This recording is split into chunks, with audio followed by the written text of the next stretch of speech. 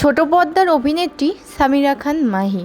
এবার ঈদে অন্যান্য অনেক শিল্পীর একাধিক কাজ এলেও সেভাবে দেখা যায়নি মাহিকে। এর মধ্যে হঠাৎ এক নাচের ভিডিওর কারণে নেটিজেনদের সমালোচনার মুখে পড়েছেন সামিরা খান মাহি। শুক্রবার 11 এপ্রিল ইয়ামাহার একটি ইভেন্টে অংশ নিয়ে নৃত্য পরিবেশনা করেছিলেন তিনি। সামাজিক যোগাযোগ মাধ্যমে নেটিজেনরা বেশ সমালোচনা করেছেন। বিভিন্ন পেজ থেকে শেয়ার করা ভিডিওটি ছড়িয়ে পড়েছে।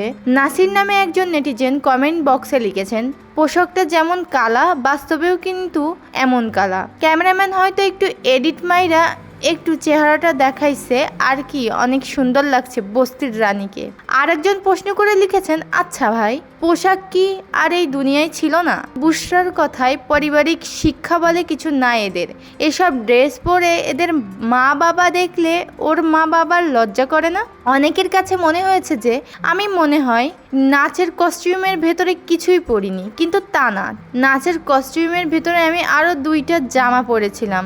যেহেতু কস্টিউম একদম বডি ফিটিং, সেজন্য হয়তো এমন লেগেছে।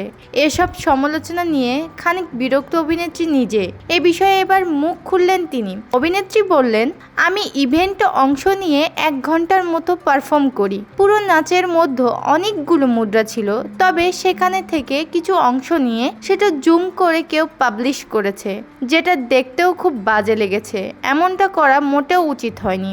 সমালোচনা প্রসঙ্গে তিনি বলেন, আমার সঙ্গে তো এটা কিছুদিন পরপরই হয়ে আসছে। এটা নিয়ে আমার আর কিছুই বলার নেই। অনেকের কাছে মনে হয়েছে যে আমি মনে হয় নাচের কস্টিউমের ভিতরে কিছুই পরিনি, কিন্তু তা না। নাচের কস্টিউমের ভিতরে আমি আরও 2টি জামা পরেছিলাম। যেহেতু কস্টিউম একদম বডি ফিটিং, সেজন্য হয়তো এমন লেগেছে। তিনি আরও বলেন, আমি এই কস্টিউম পেয়েছি জাস্ট রিহার্সালের সময়, তাও 1 দিন আগে, আর এটা পরিবর্তন করার মতো যথেষ্ট সময় ছিল না।